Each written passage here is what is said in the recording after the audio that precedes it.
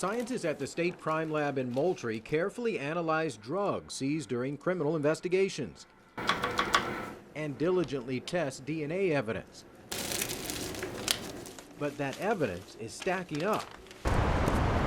So we went to Atlanta to get some answers. But as of today, we have 5,700 cases in the backlog. To be considered backlog, tests on evidence must go unfinished for at least 30 days. GBI Director Vernon Keenan calls the number of backlog cases now acceptable. Progress has continued. But is that true? Digging deeper, we found after significant declines in 2012 and 2013, the backlog got worse last year. Still, Keenan says the crime labs complete 70% of cases within 45 days and 90% within 90 days, a significant improvement over just a few years ago when the backlog was staggering. Oh gosh, over 15,000. And the turnaround times were very, very unacceptable. Keenan admits a long delay can sometimes make it more difficult to get a conviction. The investigation itself can become stagnant. He says the explanation for how the backlog got so bad is simple. We had a shortage of scientists.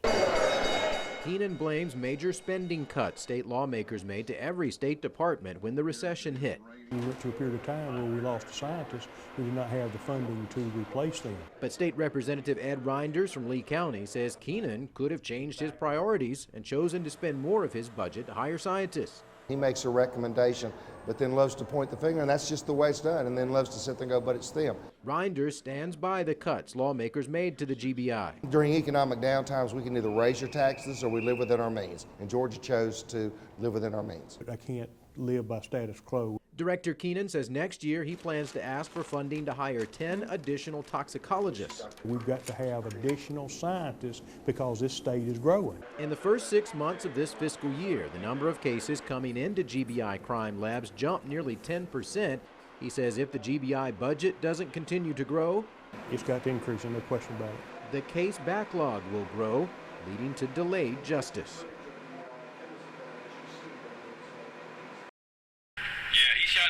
This cell phone video from a Valdosta motel room shows the immediate aftermath of a deadly shooting by a Lowndes County deputy.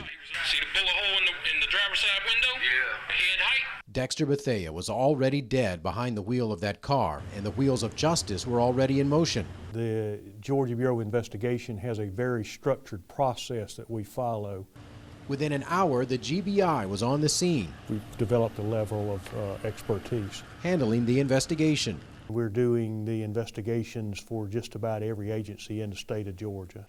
GBI Director Vernon Keenan gave us a copy of the manual GBI agents follow when investigating these cases, the first time it's been shared with the public. We have specific investigative steps that are mandated to be taken. And specific training for the agents who handle these cases. The 25-page manual guides agents through every step of the investigation. The section dealing with interviewing the officer involved includes 56 steps and questions investigators must complete. There cannot be an error in these types of cases. They're too important. The GBI turned over a comprehensive report of more than 1,000 pages to the Lowndes County District Attorney after an exhaustive investigation into that Valdosta shooting. They do not make a recommendation. They set forth the facts. Those facts showed Bethea and 2 other people showed up at this Econo Lodge to sell drugs to a woman they didn't realize officers had just busted in a prostitution sting. This was a thing that occurred rather quickly. Deputies in 2 vehicles tried to block Bethea's car in a parking spot. There they are. As 2 other deputies ran toward them from inside the motel, Bethea tried to speed away. His car actually grazed an officer, and Deputy Scott Warnock fired 1 shot through the driver's side window, hitting Bethea in the head. He felt another deputy's life was endangered by the direction that the man was speeding off in the car. Seconds after the shooting, the car crossed the parking lot and crashed. Grand jury presentation.